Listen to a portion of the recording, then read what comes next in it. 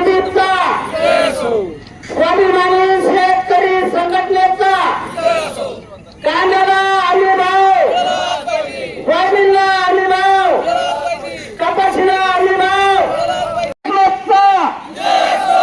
स्वाभिमानी शेतकरी संघटनेचा, शेतकरी बचाव कृती समितीचा, शेतकरी बचाव कृती समितीचा, कांद्याला हमी भाव, कांद्याला हमी भाव, सोयाबीनला हमी भाव, कपाशीला हमी भाव, शेतकऱ्याला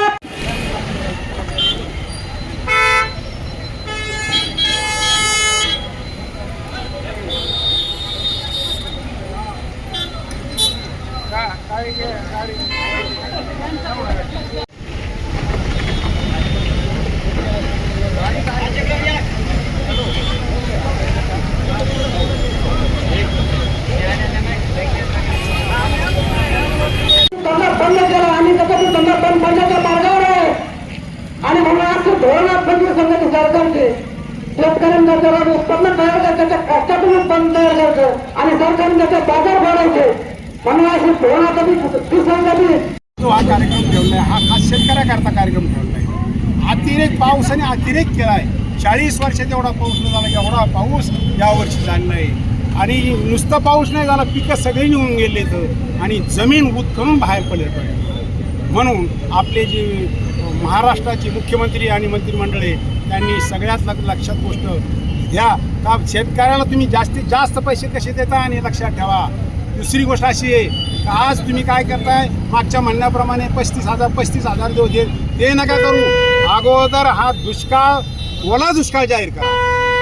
मुख्यमंत्री साहेबांना आमची विनंती आहे आणि आपले जे पालकमंत्री आहेत ना त्या पालकमंत्र्याला विनंती आहे विखे पाटलाला का तुम्ही अगोदर काय करा का ओला दुष्काळ जाहीर करा. आज 25/9/2025 रोजी आम्ही भातकोडगाव फाटा येथे भव्य आंदोलन कशा करता केलं का आज सरकारने वल्ला दुष्काळ जाहीर करावा, शेतकऱ्याला सरसकट कर्जमाफी करावी. आणि दुसरी गोष्ट हे जी गावात प्रत्येक गावात तहसीलचे लोक कृषी अधिकारी हे फॉर्म भरा, हे कुठे करा, हे अजिबात नाही. तुमच्याकडं 7/12 आहे, 8 आहे, तुमच्याकडे PM चे पैसे आहेत, तुमच्याकडे नमोचे पैसे आहेत. कशाला शेतकऱ्याला 100 रुपये शेतूकडे घालायला लावता.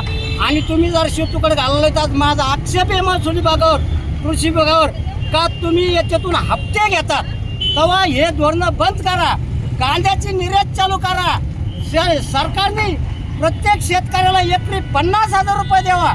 दुधाला भाव 50 रुपये लिटर द्यावा. आणि इथून पुढं सरकारने जागेहून आणि मंत्री, आमदार, खासदार हे जी प्रत्येक बांधावर येते इकडं तिकडं फिरत येत.